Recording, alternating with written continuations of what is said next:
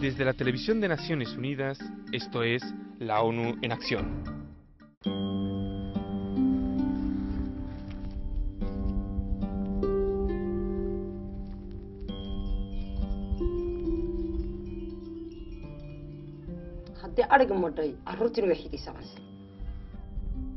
Sarah Diri détenait 1500 moutons, mais la sécheresse les a presque tous tués.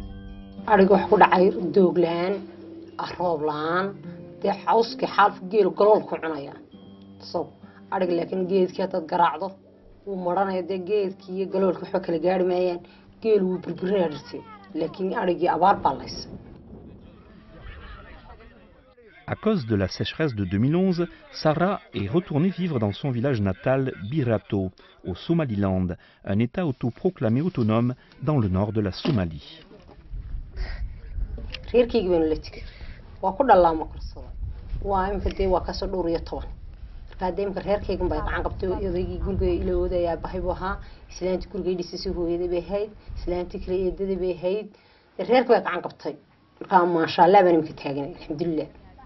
Sarah et sa famille ont survécu et sont intactes, mais c'est plutôt rare chez les femmes rurales du Somaliland.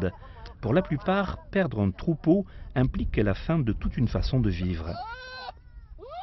Les femmes comme Sarah n'ont généralement aucun pouvoir légal ni économique.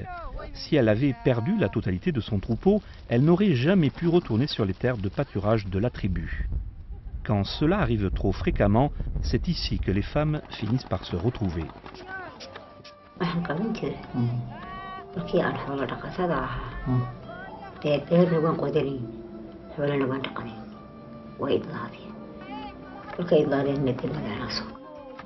La sécheresse a contraint Fatima, âgée de 16 ans, à fuir vers la capitale du Somaliland, Hargeisa, il y a 4 ans.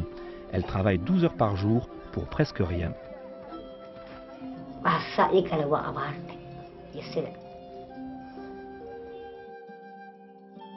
When people lose their flocks, they lose their livelihood. They lose everything. Amina Suleiman a vu cette même histoire se reproduire trop souvent. When they go to the city, they can't really adapt to the life in the city because they don't have the skills.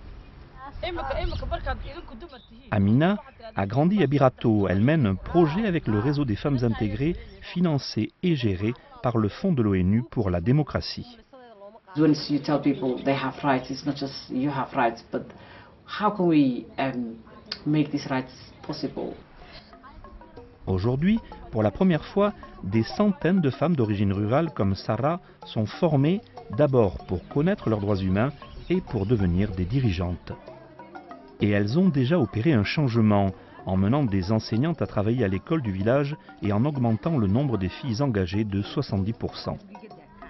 Elle prévoit désormais de demander aux aînés du village un terrain pour créer un hôpital.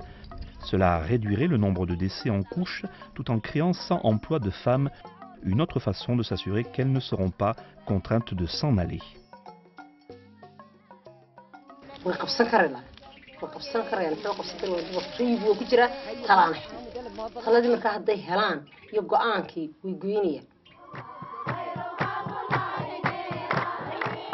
Amina et Sarah ont finalement obtenu un entretien avec les aînés du village à propos de l'hôpital, un tournant potentiel important pour le village et ses femmes.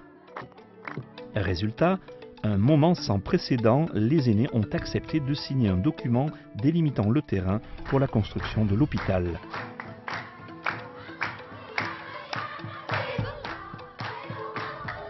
Pour les femmes de Birato, c'est une percée vers un futur meilleur.